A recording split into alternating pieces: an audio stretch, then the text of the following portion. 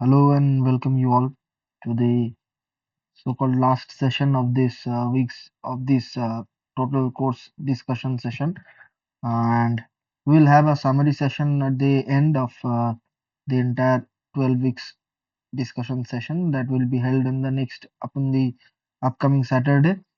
And for the time being, we have seen that overall the course which is named as Smart Grid Basics to Advanced Technologies. So here we have seen various aspects how the smart grids are developing with the communication protocols and strategies being implemented, and with other aspects like the distribution side monitoring and control, how microgrids are established, and how the protection equipments do take part in delivering the proper or desired outcomes, right? So overall we have seen multiple aspects, how the AC/DC microgrid, how the converters are designed, how the battery management system works.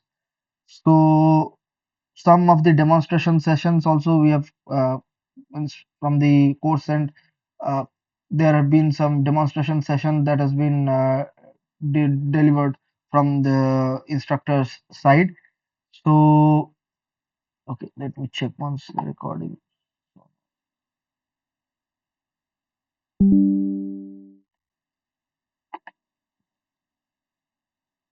Yes. Okay.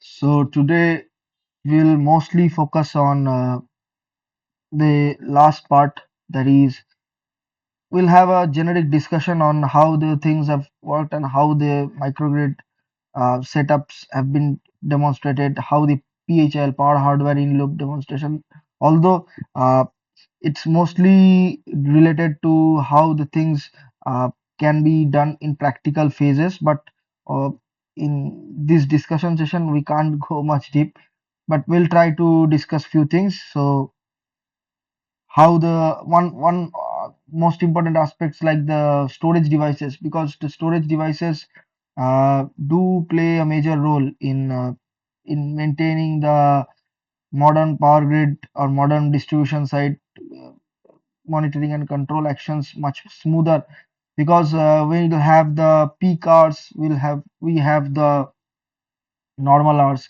During the peak hours we'll have to share the load or to distribute the load, because in modern trends that we generally see, okay, so in those cases we mostly try to implement or try to uh, mask.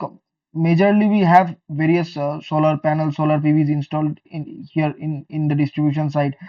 Yes, also winds are also there, but wind farms are mostly uh, near the seashore, and that is not a part of mostly that is a part of transmission because the power has to be transmitted, or rather we can say from the distribution end also we can say, but to some extent it's not related to the customer end. So what we try to dictate in the smart grid is to have a bidirectional communication for the power as well as the communication. So there has to be a two-way communication between both these side, and that leads to the development of the smart grid. So here the customers, the emphasis previously that was there was to deliver more to the customers, most more from the customer end. Okay, but now uh, with the smart grids in place, we can, what we can do is that we can have at least a bit of uh, customer side interaction, because how the customers do means customers are willing to take part in this distribution grid management or DMS strategies. We also had demand side management, DSM, demand side management, demand response activities. So overall, these entire things makes this operation of these grids a much smart in operation. Okay, so overall, this week mostly the demonstration part of energy management in DC microgrid.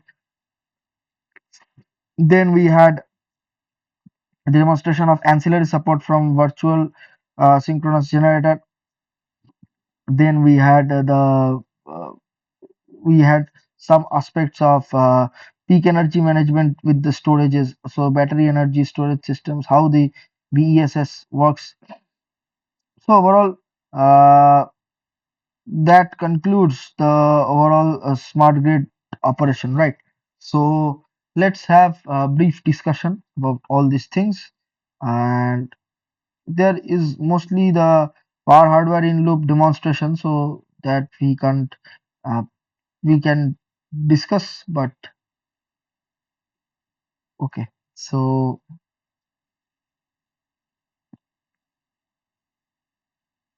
mainly in the demonstration of DC microgrid, what we generally see is that uh, we have mostly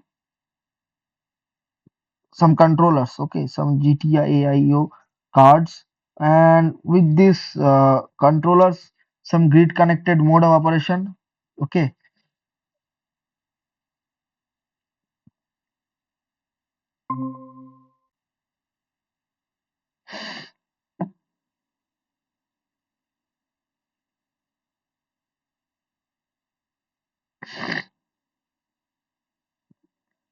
okay.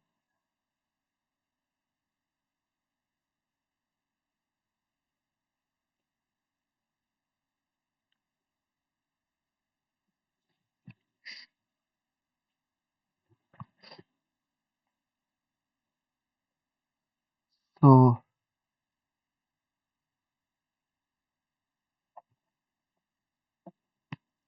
what we mostly have in this this is a PHIL setup. We'll discuss it later onwards, but before that, what we try to focus is that we in the DC microgrid, okay, in the DC microgrid,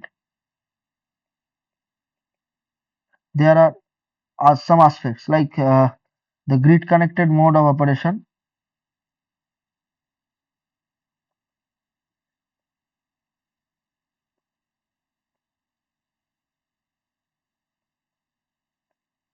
grid connected mode of operation, and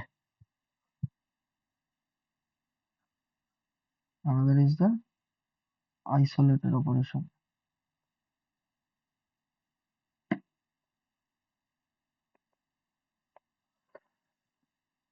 So in the grid connected mode of operation, what we generally observe is that uh, overall we have at the point that some loads which are mostly considered mis pertaining to the DC loads, prevalent DC loads, what we try to do is that since we are to minimize the converter costs. Okay, so if we try to minimize the converter costs, so that leads to the development of uh,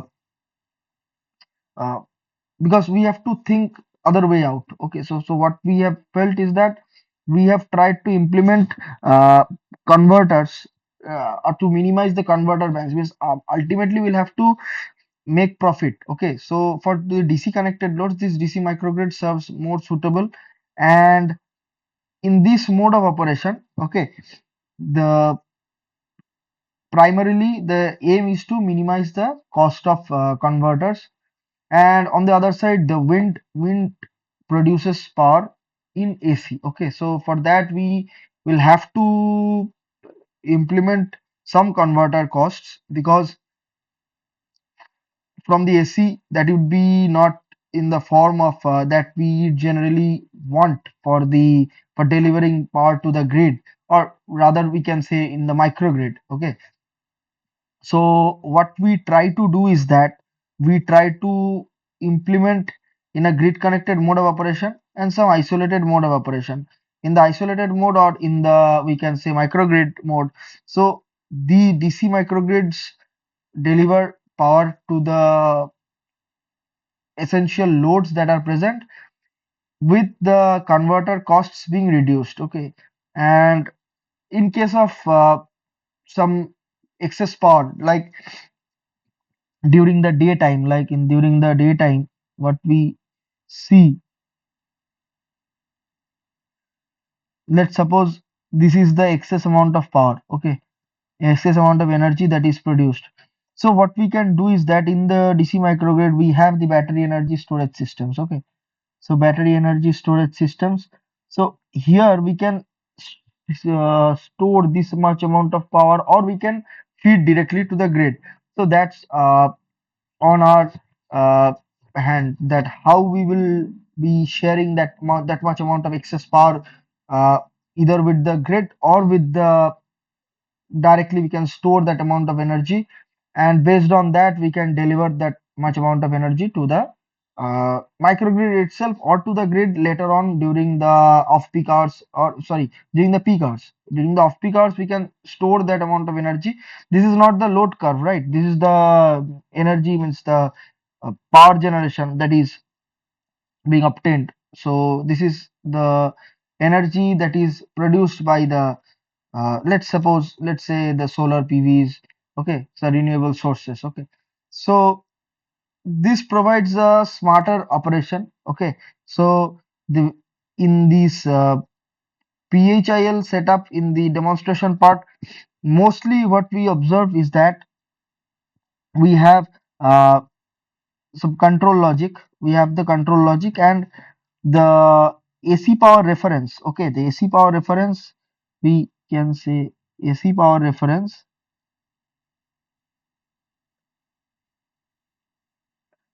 and the active current reference is generated as an inner is generated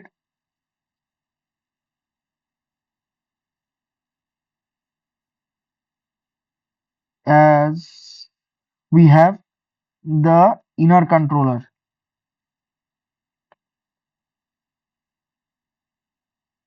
to generate the reference. So the obtained now, after that we obtain the AC, and this AC reference is compared with the measured.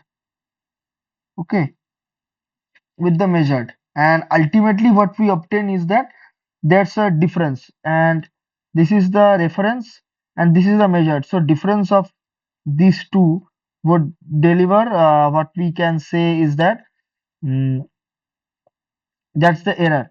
Now this error is propagated, like we can say, in a form of closed loop control. So when we propagate this error, and after propagating this error, what we obtain is that we just obtain, we are aiming to minimize this error. Okay, so in this way, the modulation of the voltages which are used by the pulse width modulator generation, so the DSP controller generates as if to minimize this error. Okay, so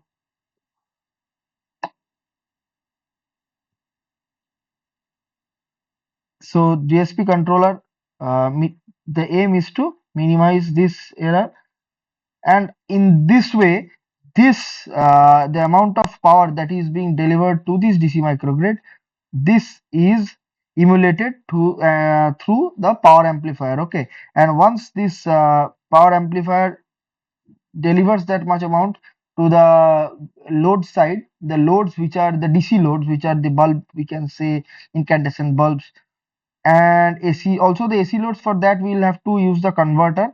So in the DSP controller delivers that pulse to the IGBTs, to the stack, IGBT stack, and the and based on this control we do obtain the desired amount of outcome in the form of power, in the form of energy, we can say, which is delivered to the grid side, or sorry, which is delivered to the load side. Okay, so mostly hardware demonstration, uh, you have seen that the pa- test case which has been demonstrated here. So the power generated by the PV, power generated by the PV, uh, which is less than the DC load, which is less than the DC load. In those cases, batteries should deliver power to the, means the generation is greater than, sorry, generation is lesser than, generation is less than the load. Okay, so ultimately we'll have to, that much amount of excess power will have to be fed by the battery energy storage system that we have in the DC microgrids. Okay, so that's the, and overall this entire operation, and this entire operation has to be taken care of by the DSO. Okay, so the DSO is the distribution system operators or operation, and using this DSO, what we'll have to do is that, okay, uh, so am I audible? You can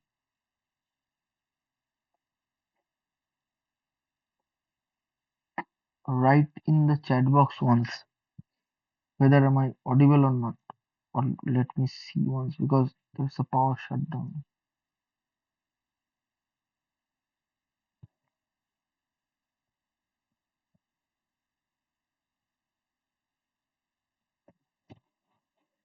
Okay,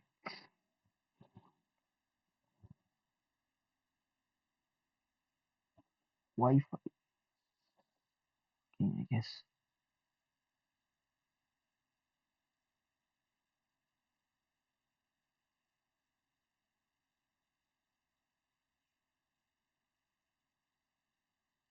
Okay, so yes, it's working. And in case when the load, or we can say the demand is greater than generation, so in that case we will have to uh, okay, this case is for the lesser. So this case is generation is greater than demand. So in that case, the amount of energy would be stored in base. Okay. So overall, that's the simplistic logic that is being demonstrated here. It has been demonstrated using the uh, controllers or DSP controllers. So that's the overview of that part. Okay, so coming to the next part, what we can see. Okay, yes, so PHIL, so PHIL, this PHIL, power hardware in loop. So here we can see this is the simulation platform, which is RSCAD, uh, we can say RTDS, we generally say here. So here the scaling is performed to obtain the amount of uh, information, or uh, we can say the signal that is to be sent to GTAO card. This is the output side card, and here that is being given to the power amplifier, and this is the DFIG test bed that we can see with the voltage and current sensors, the total operation that is being done, and this operation is being after performing the operation, that amount of, because we'll have to test some controllers and some, after testing the controllers we'll have to test the operation of the equipments. Okay, so in those cases this information is being sent from the voltage and current sensor to the GTAI card. So this is the input part, and after that it is the filter to send the specific information to the RSCAD platform. So real-time simulations are done, and this is the DFIG test bed that is being demonstrated here in this platform. Okay, so that's the basis. And now there is the ID or distribution system, and here many types of smaller DGs, that can, we can say, previously it was called DGs, but now the term got shifted to DERs, that is the distributed energy resources, because DGs were quite more specific towards, we can say, the generators. So DG is distributed generation. So with the term distributed generation, we are using the term generation. So the main aim is to use a much more specific, or we can say more generic, that is the resource. So it can be both acceptor or can be both dissipator. So can be generation, can be uh, absorption of the energy. So based on this, in this setup, so ancillary support from the virtual VSG, virtual synchronous generator. So here what we can see is that diesel generator which is of capacity 6 MVA is placed, and after that we have the solar PV panels. And that is operating under MPPT, and with 2.8 megawatt capacity. Okay, at 35 places. Then we have the other battery energy storage system. So total of 800 kilowatt. And then we have the virtual synchronous generator, which is operating under the grid connected mode, and it's also having a capacity of 2.5 megawatt. Okay, so, and the total loading scenario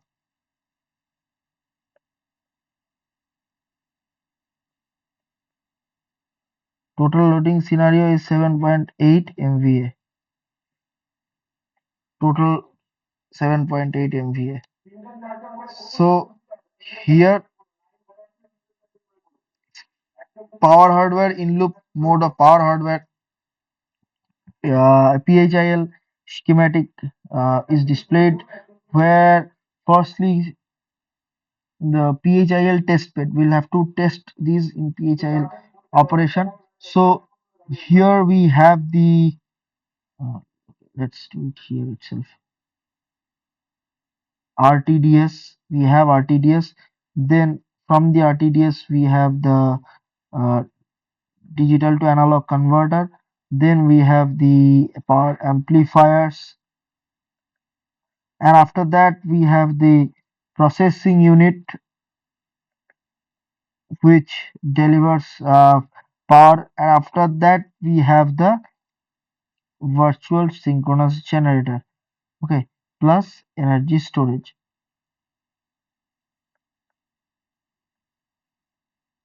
So, and after that, again, based on the deficit, based on the deficit or excess, we can say, That much amount of power is again fed back to the processing unit where we have the ADC, analog to digital converter, and based on that, here we obtain that amount of reference from the controlled current source.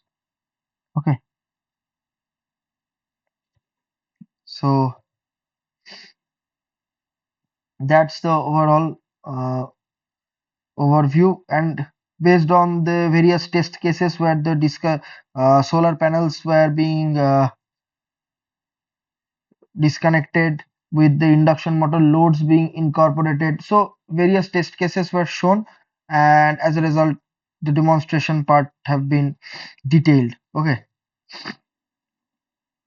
so some challenges that were discussed. Okay, let me just discuss that. So modeling some of the challenges like the modeling of the cables. Okay, then modeling of the capacitor banks,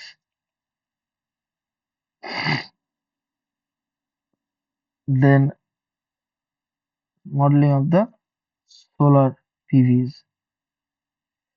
On the other side, we have some challenges like the FPGA control logic setup.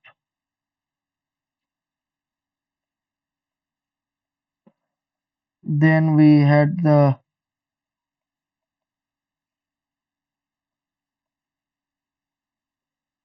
filter design for the inverters. Okay, then intercon int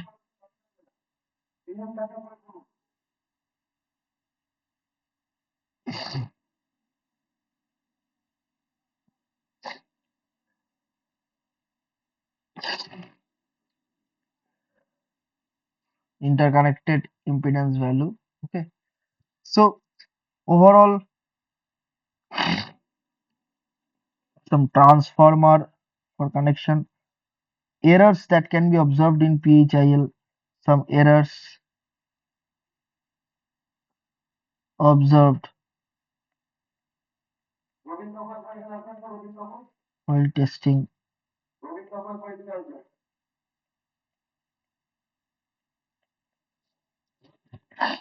in PHIL.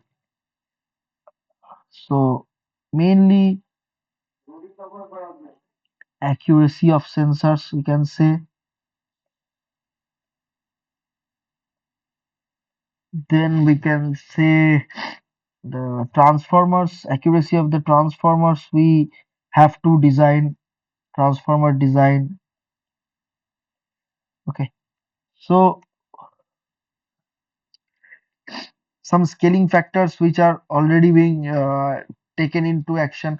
The scaling factors do also play a generic role in transforming the power, and these challenges practically they seem much more problematic rather than means to how these things can be interfaced directly to the entire system.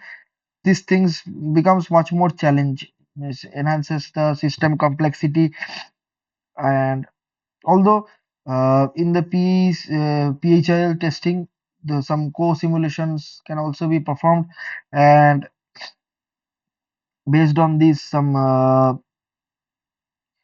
changes in the cables or the transformers can be obtained. Means the transformers which can be referenced from the uh, customer end, means that from the customer end we have to means we have the transformers in the system, right? So when in from the looking from the customer end how the things needs to be uh, modeled, that looks how the load behaviors influences the transformer, we can say equivalent impedances. Those things do play a major role because we'll have to while practically implementing these things, we'll have to take care of each and every small parts, because otherwise in the laboratory setup, these are mostly, what we can say is that these are mostly laboratory setups. Okay, so after these lab setups are made, what we try to do is that we try to uh, test these systems in the practical field. So before that, we'll have to make, say, we'll have to be 10% sure that we'll have that much accuracy in modeling these equipments. Okay, so so so some peak energy management systems were also being demonstrated where,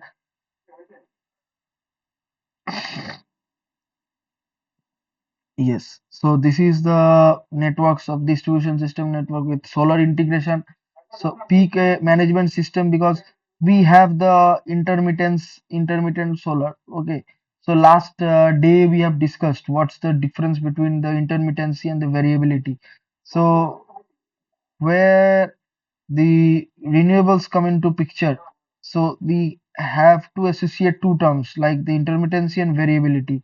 So with by the term variability, what we uh, understand is that we have the provision to take into account the problems, or we can say the problems in sudden changes, or we can say these are sudden changes, but at least they do take a much amount of time, because there are issues like the solar irradiance may vary. Okay, but mostly the intermittency is mostly we can consider that the cloud covering, sudden cloud covering, and suddenly the clouds are cleared.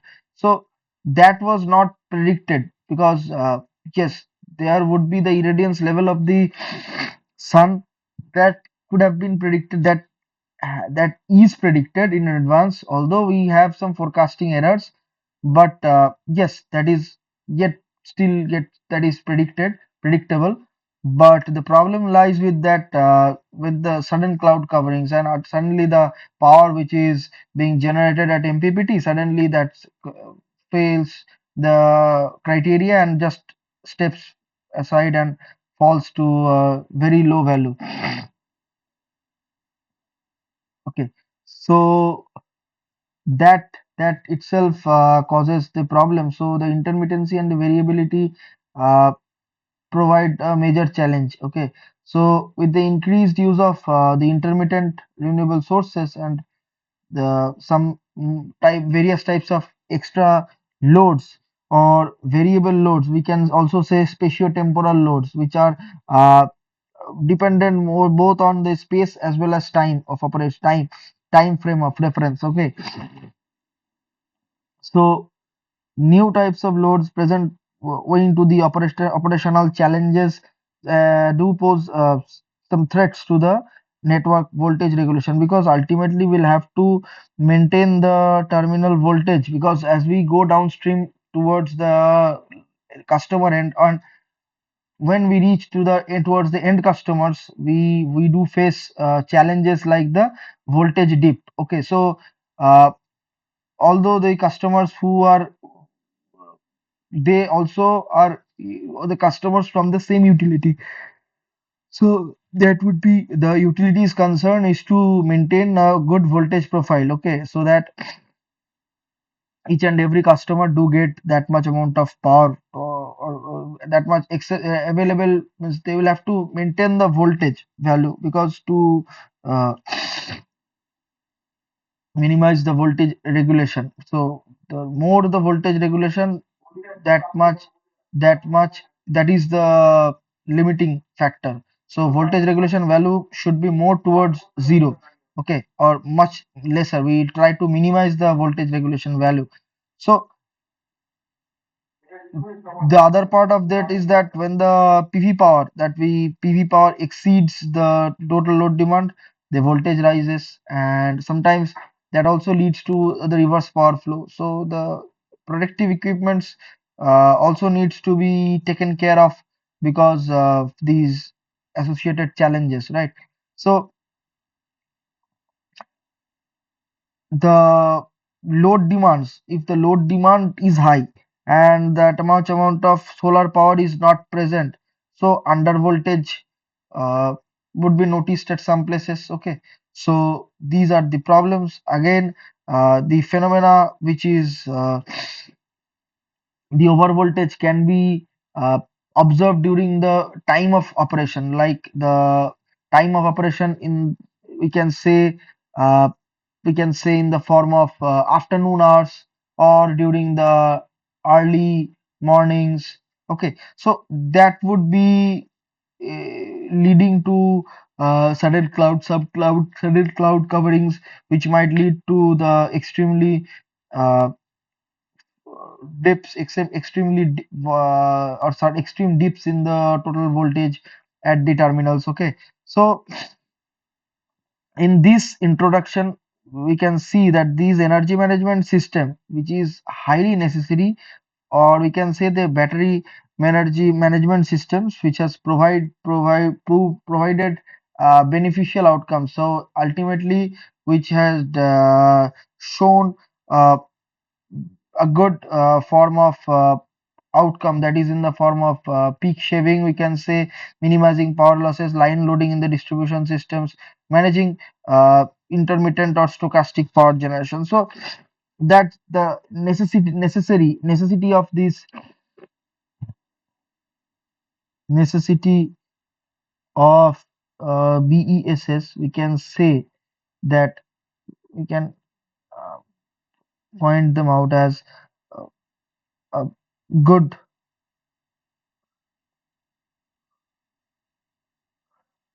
voltage control can be obtained. We can say uh,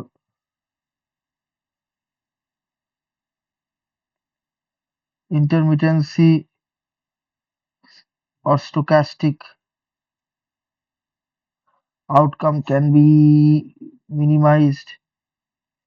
We can also say peak shaving or valley filling can be obtained. We can say uh,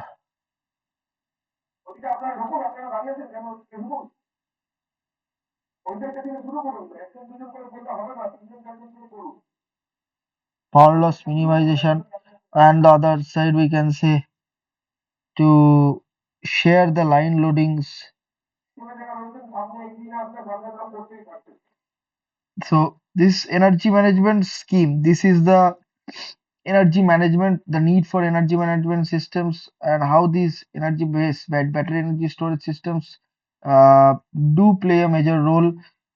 We can say this energy management systems or energy management scheme provides the option to maintain the peaks. So we'll have to have that much facility to maintain the peaks. So once we can control the peak values, or we can control the peak values in the form of, uh, we can say in the form of in the day hours, we can say the peak values in the form of loads, and during the afternoon we can say the peak values in the form of generation, and in the evening itself again in the form of load. So when the generation is less, so what we can do is to store the generation is less, so we can make use of the stored amount of energy. When the generation is more, we can make use of this excess amount of energy. And when the generation is again during the evening hours, when the generation is again low, we can, because in there are two peaks, and in the day and in the night, and in the daytime we have the we are more actively taking care of the duck curve. Okay, so in the duck curve, what we have seen is that the during mostly during the 9 to morning 9 or 10 to around 3 4, so we just generally see that the load curve is gradually decreasing. Means the load curve, or we can say the net load, not the load, but we can rather say that it has a net load is gradually decreasing. Okay, so that itself is delivering much more importance to the system. Uh, System variability, we can say. And the major problem in this DC or in the microgrid setup or in the renewable energy driven setup is that the problem of system inertia. So we don't have the problem, we don't have the system inertia in place, and that leads to the challenge of uh, we can say that this due to the absence of system inertia, we have a major uh, system uh, drawback in the form of sudden load changes, because uh, when we have the system inertia or rotating mass directly, that much amount of energy which is present in the uh, rotating mass, that much amount of energy gets directly uh, converted to, means sudden change can be restricted by the, because the rotating energy, or we can say the kinetic energy of the rotating mass, that gets a bit uh, shaped or derailed.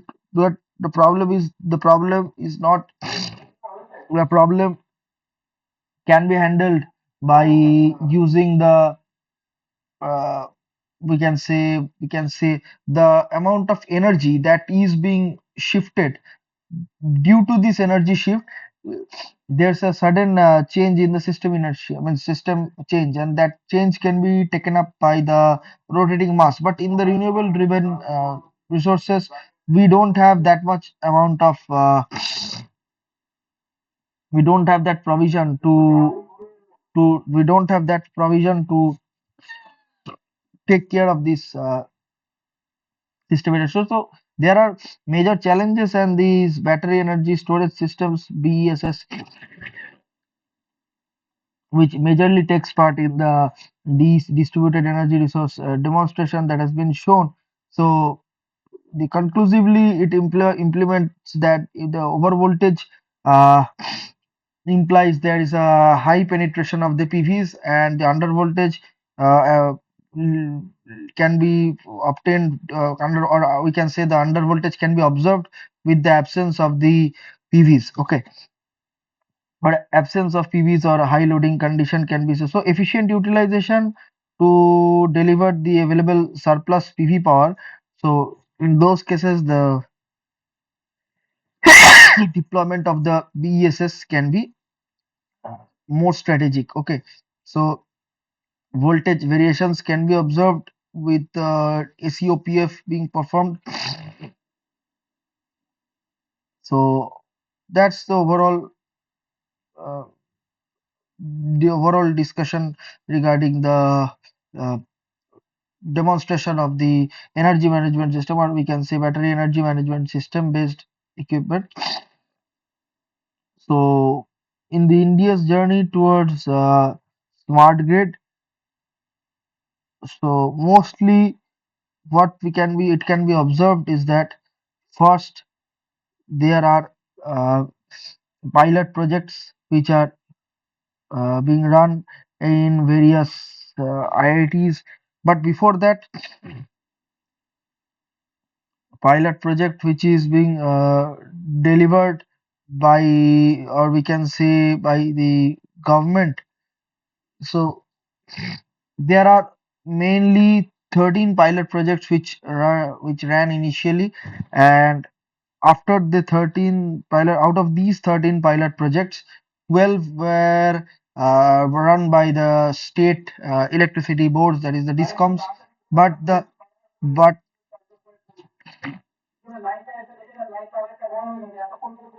so the problem lies is that problem lies with the system is that when the IIT Kanpur smart city was given this pilot project, so it was only the academic institute which got the opportunity to work in cooperation with the power distribution sector itself.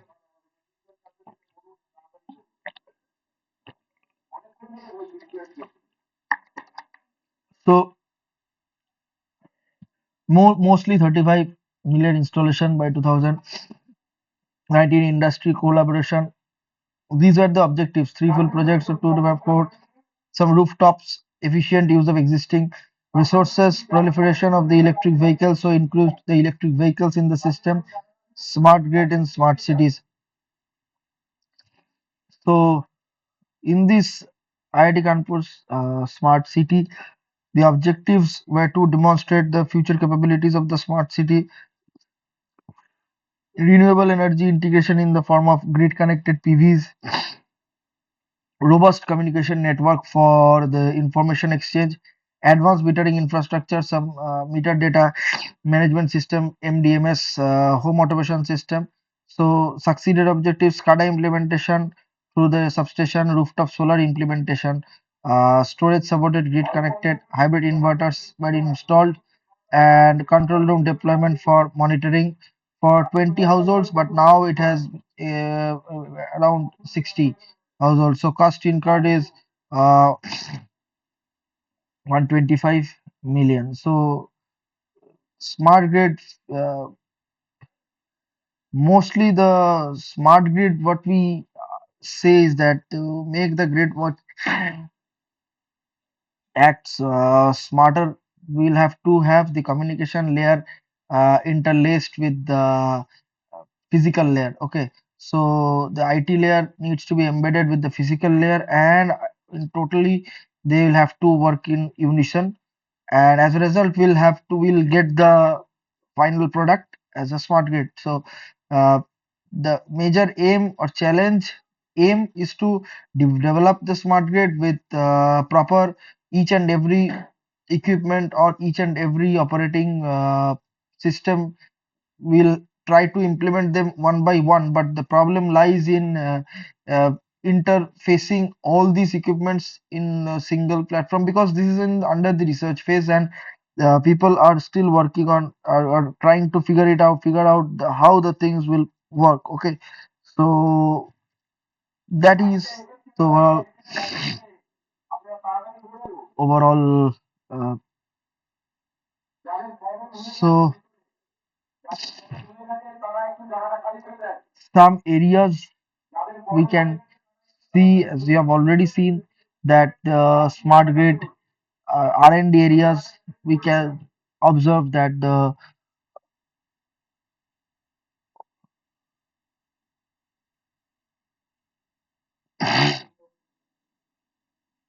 operation.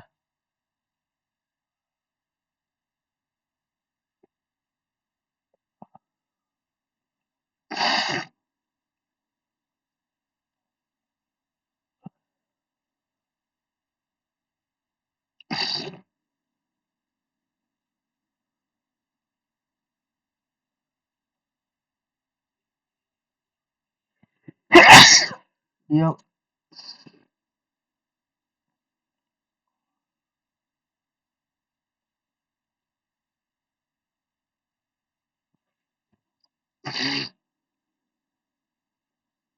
okay, then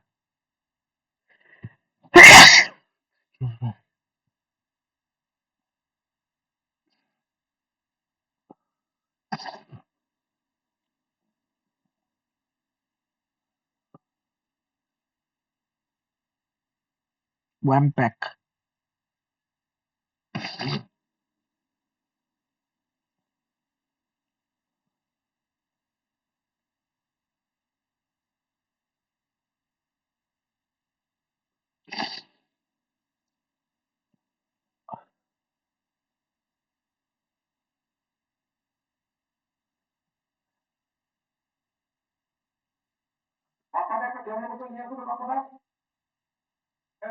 SCADA implementation.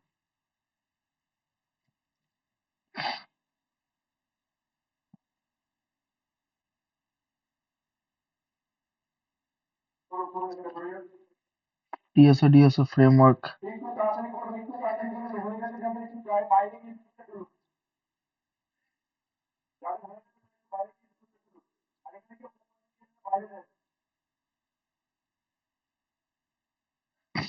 Load forecasting. Okay. The other areas where the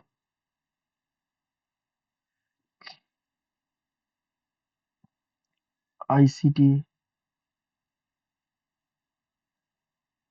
and cyber security driven technologies. So here mostly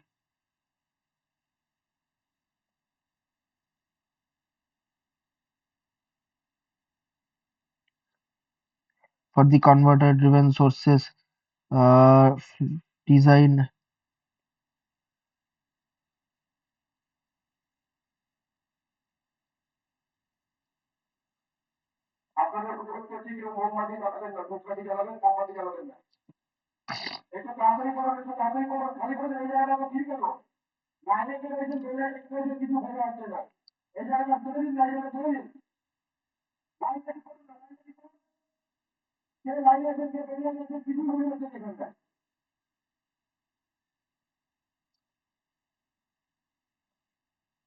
From the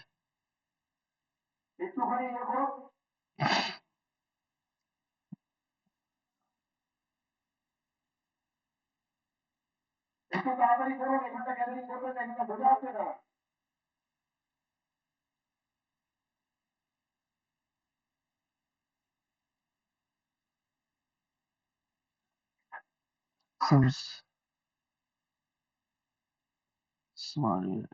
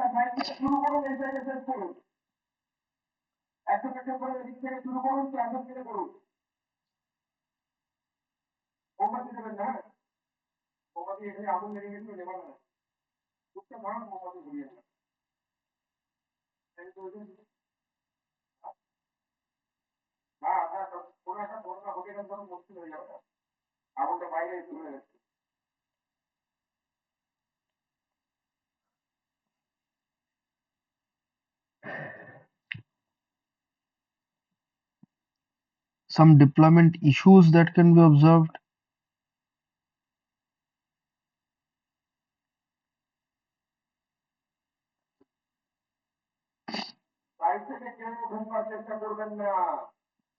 Policy based,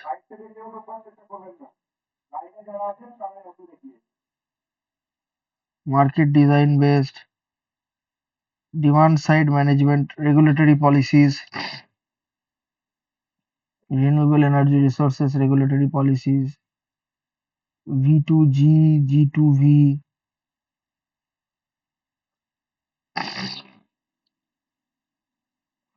operating procedures.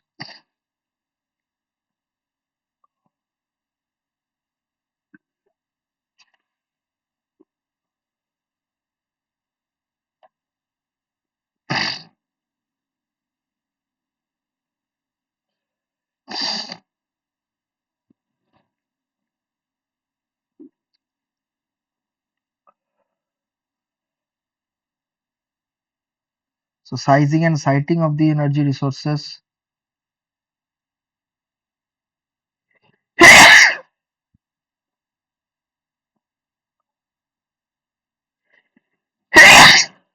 Storage system design.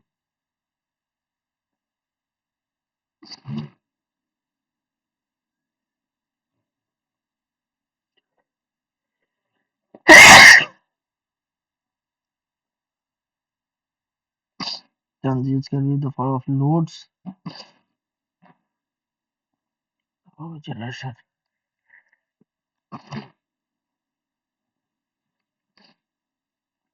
So that summarizes the overall discussion of these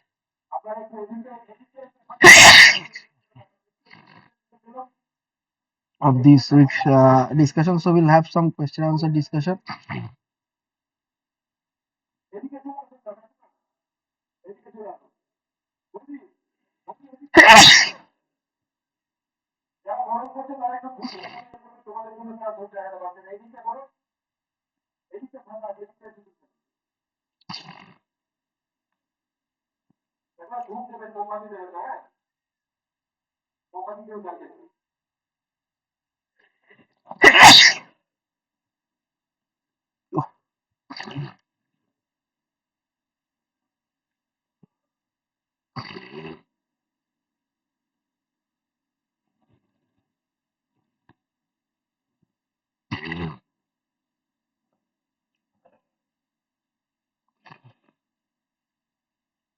So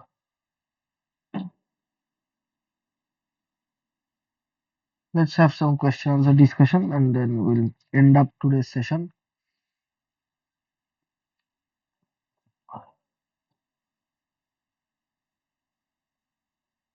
AC.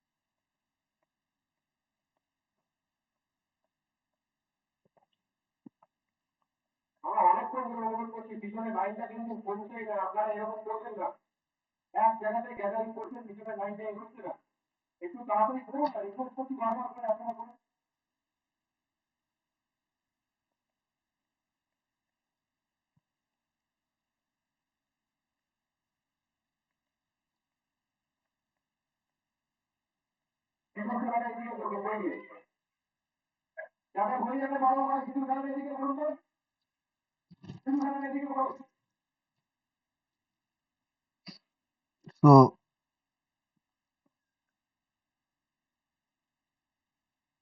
in the AC grid connected DC microgrid, which contains a solar and a battery along with the DC load. So DC load is present along with solar and battery is present. If the sum of the solar and the battery power is more than the DC load power consumption, the power flows from If the sum of the solar and battery power is more than DC load power consumption, then the power flows from AC grid to DC microgrid to AC grid to DC load, or none.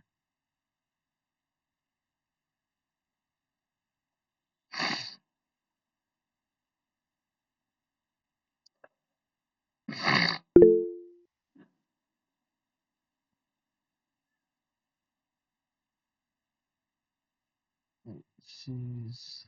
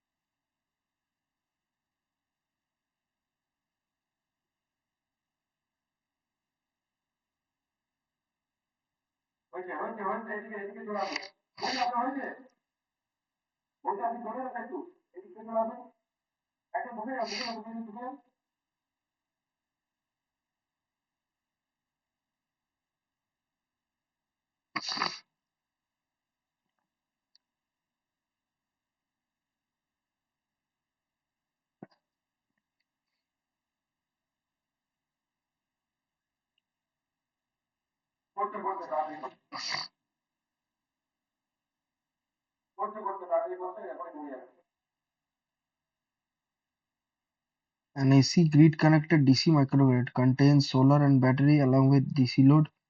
If the sum of solar and battery power is more than DC load power consumption, the power flows from AC grid to DC microgrid to AC grid to DC load,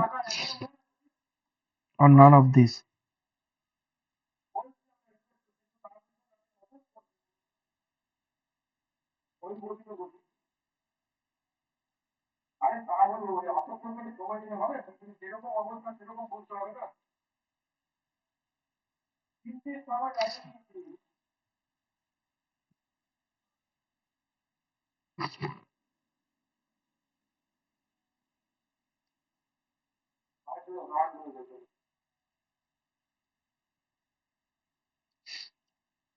Okay,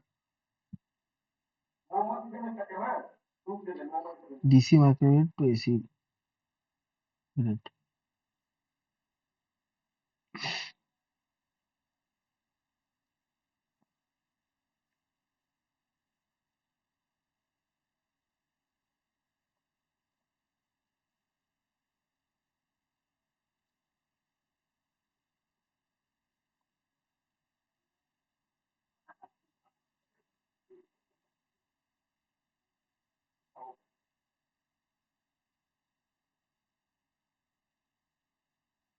Which of the following is not a function of a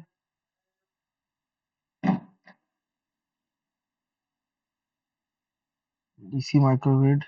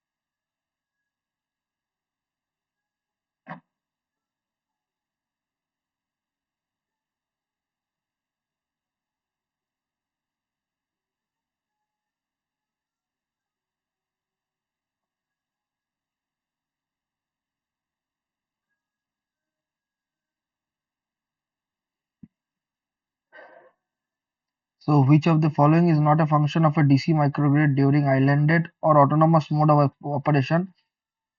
Number one is voltage forming, load sharing, resilience to grid impedance variation, or harmonic attenuation. So which of these is not a function of the DC microgrid during islanded or autonomous mode of operation? So it's not a function. Voltage forming, load sharing, resilience to grid impedance variation, harmonic attenuation.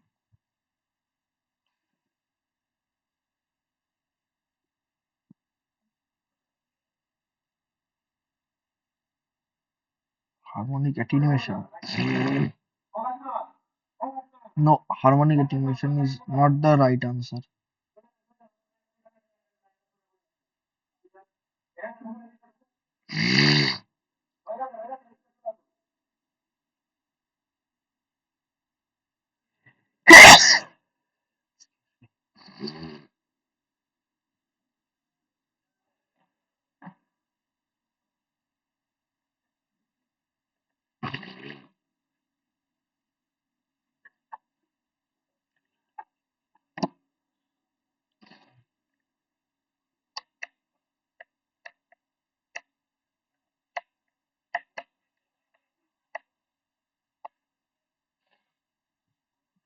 For some time.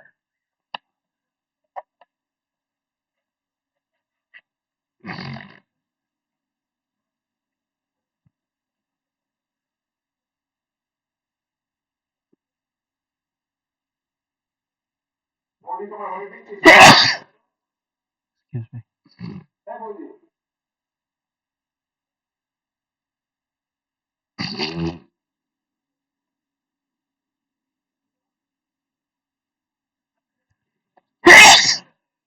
No, harmonic attenuation is not the right answer.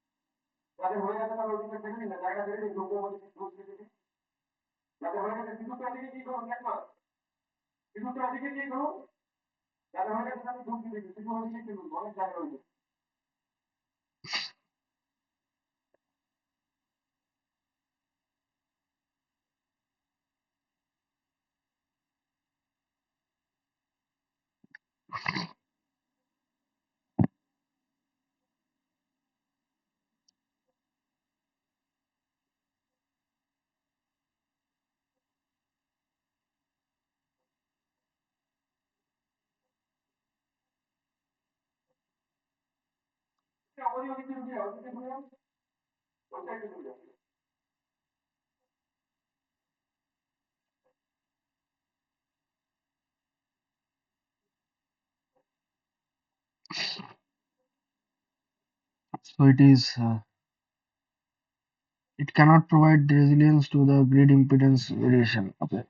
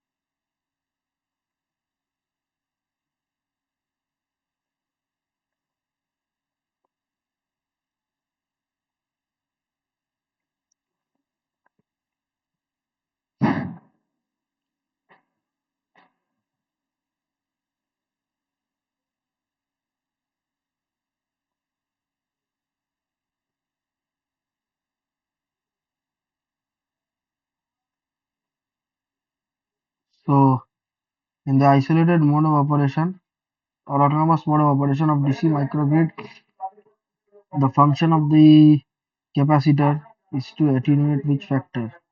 Voltage harmonics, current ripple, and none of this.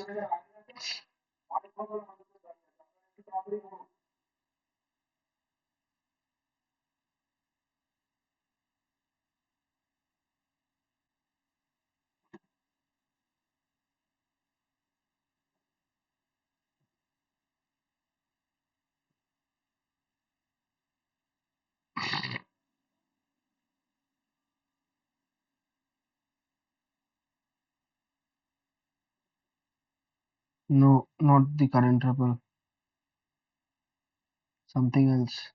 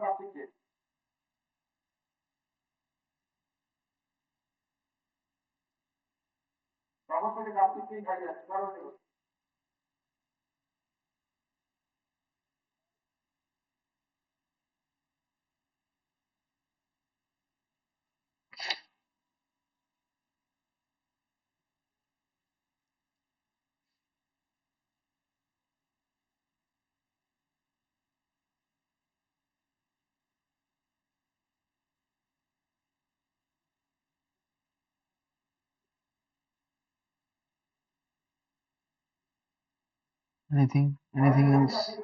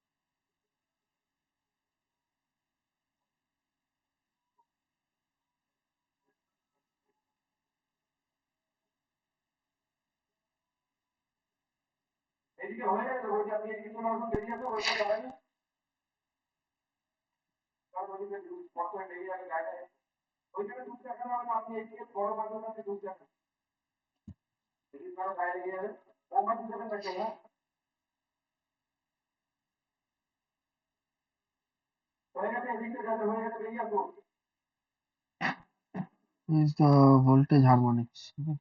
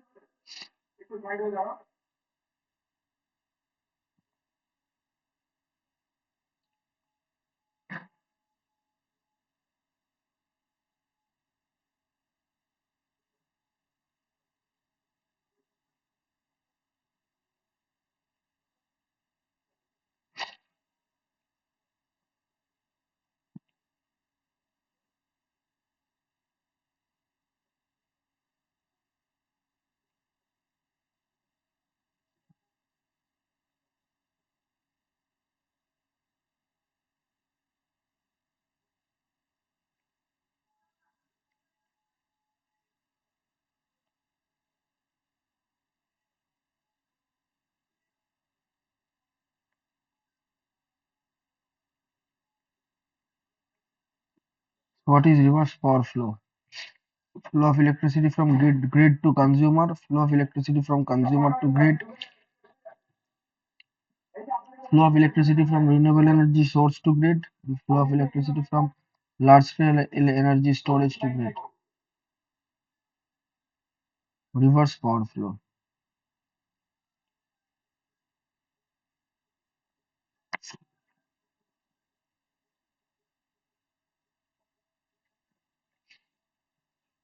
Grid to consumer, consumer to grid, renewable energy source to grid, or large scale energy storage to grid.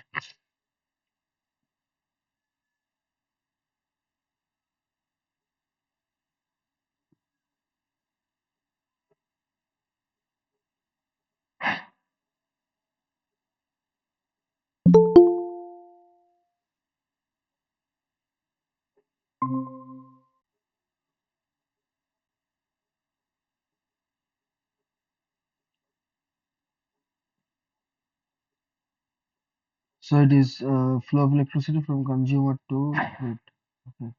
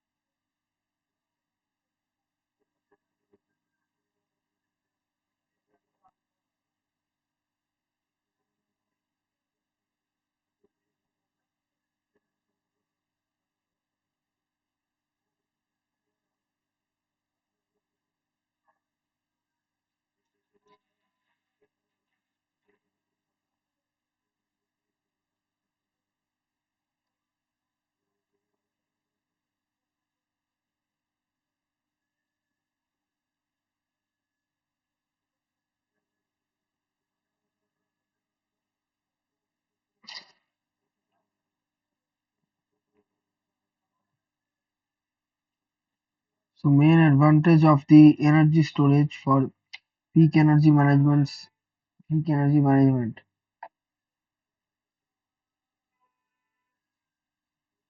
So can reduce energy cost, can increase efficiency, can provide backup power in case of outages and all.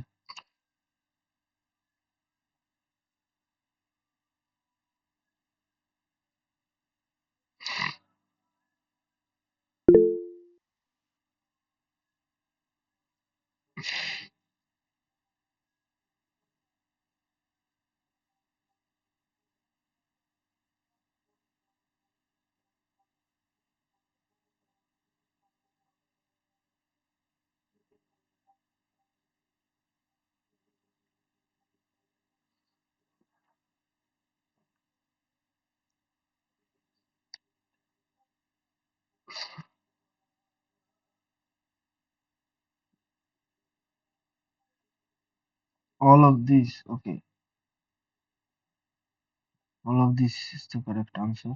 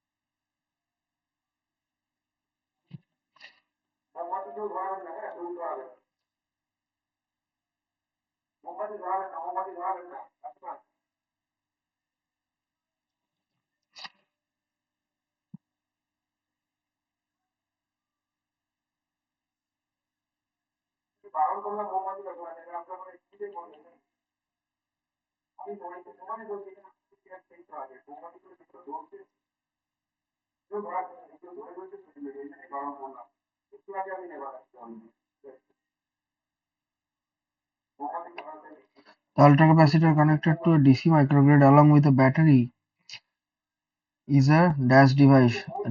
High power density and low energy density, high power density and high energy density, high power density and high power density and high energy density.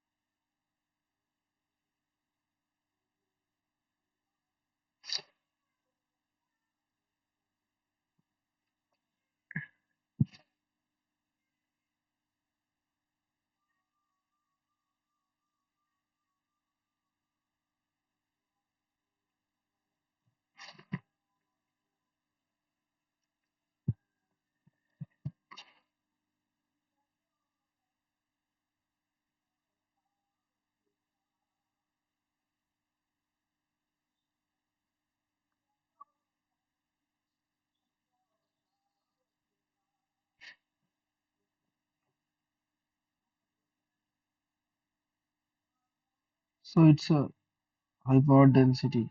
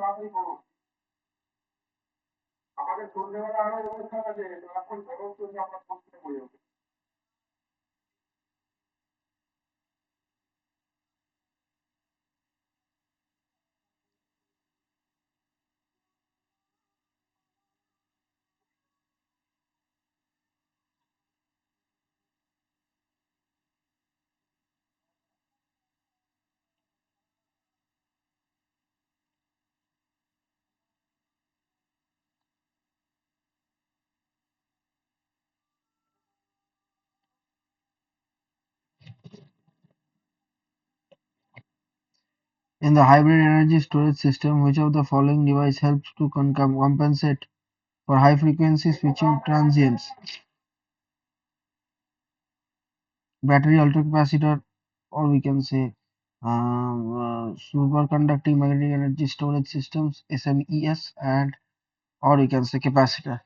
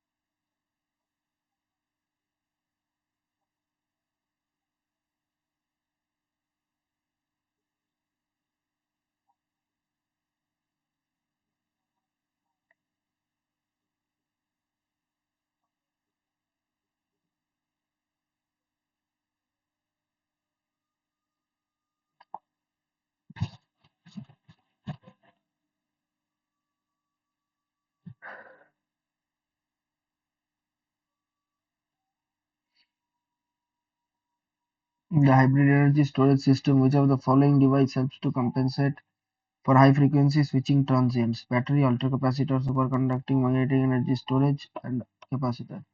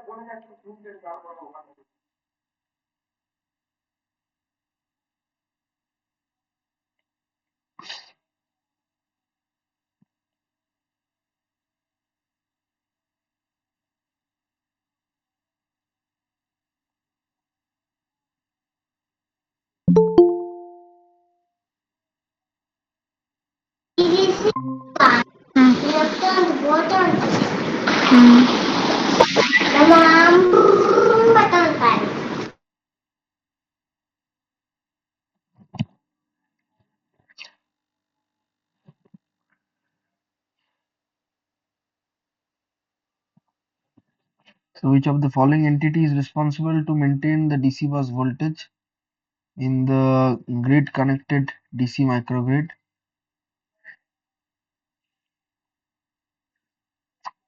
VSC interfacing DC bus to the utility, battery connected to DC bus,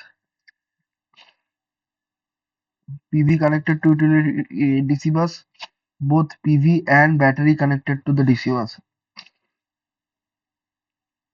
Which of these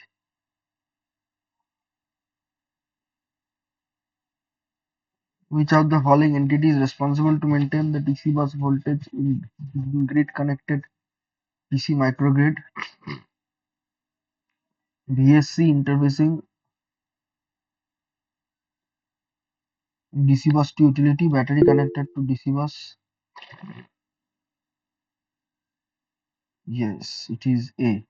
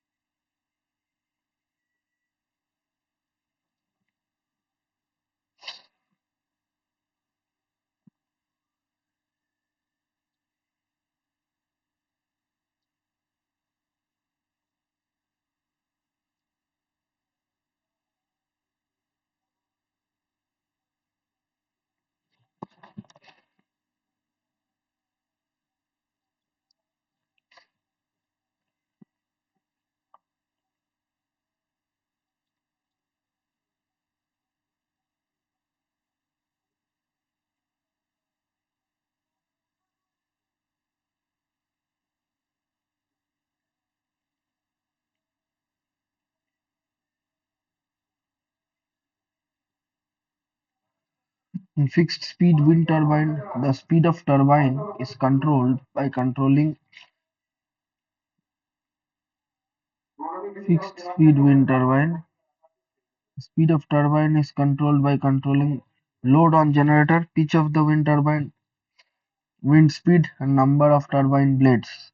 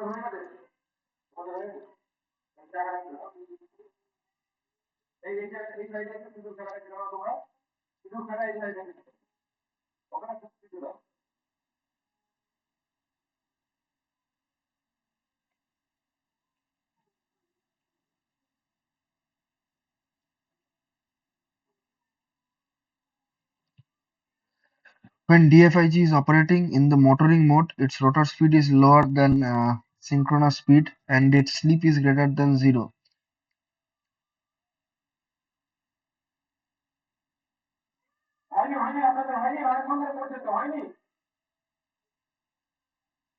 DFIG delivers power via rotor. DFIG receives power via rotor. Both none.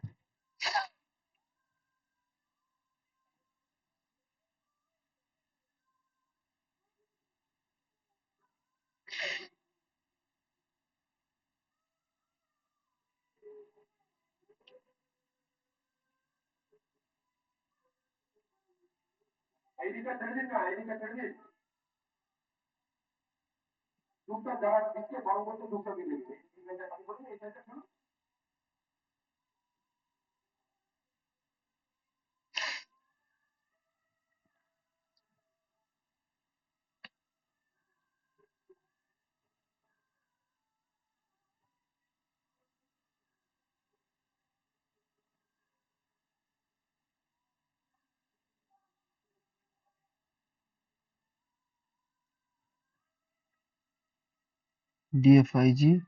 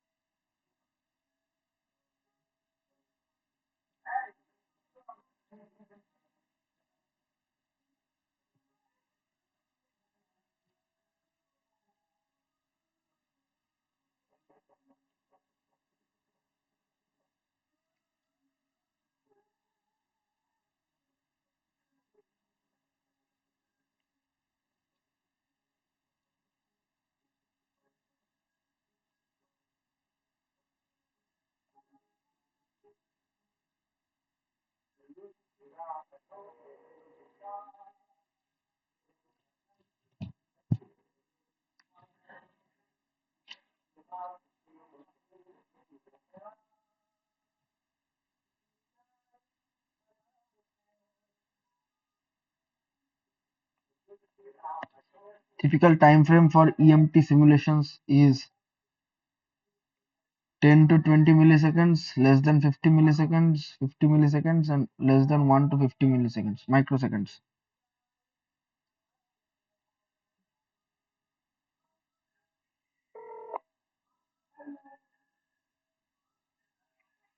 Very good evening, मैं नाम सुमिता, मैं SBI card के बाद से pensioner team से बात कर रहा हूँ। Okay, तो बताना चाहूंगा ये कॉल टेनिया कोटे से कॉल रिकॉर्ड की जा रही है। आपके कार्ड से ऑफर सर आपने हाल ही में जो अभी 30 दिनों में टाइसन किए हैं, सभी टाइसन को आप ईएमआई में बदलवा सकते हैं सर आप। ना सर, ठीक है, हम पेमेंट कर देंगे, ठीक है, thank you. Okay sir, thank okay, you sir. हाँ, welcome.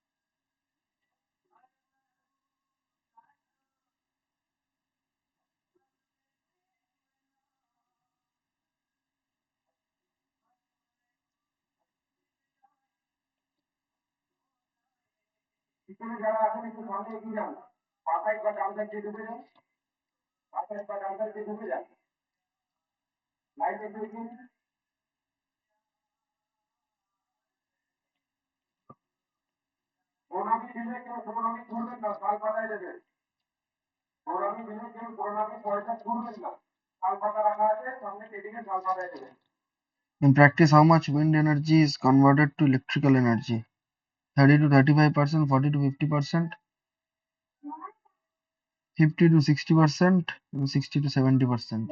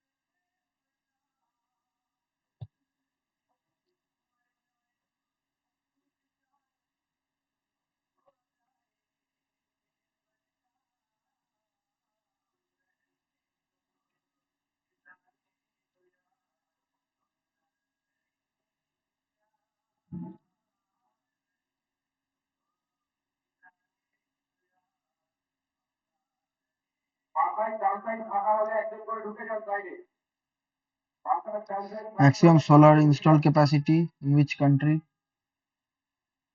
China, USA, India, Japan.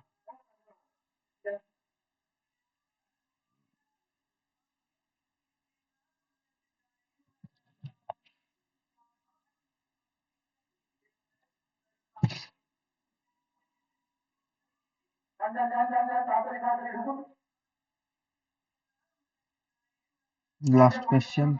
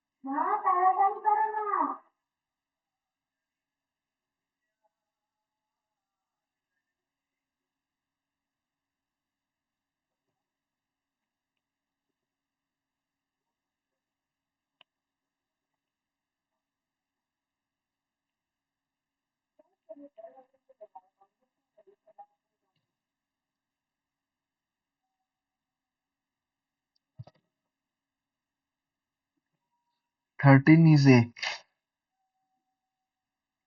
14.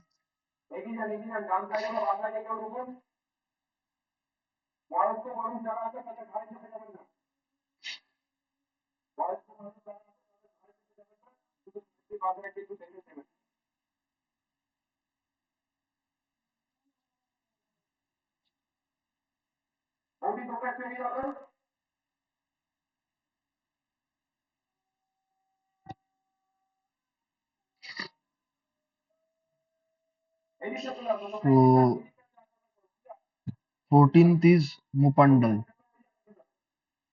Okay. So with this, we have come to the end of today's session. So we can, if you have any questions, we can discuss, or otherwise we can end for today, and we'll have one last summary session of the entire uh, course discussion. Okay, so we'll have a discussion on the brief overview of each and every points in the upcoming Saturday, 4 to 6 p.m. And after that, you'll be giving your exams. So all the best. So this was the last summary session week on per week basis. So last will be the summary session of the entire course. So that's it for today from my side. So if you have any questions, we can discuss. Otherwise, we can end for the today's session, and we can meet on the upcoming Saturday. We'll meet on upcoming Saturday. So thank you very much, and thank you for attending the full length discussion session. Okay, thank you very much.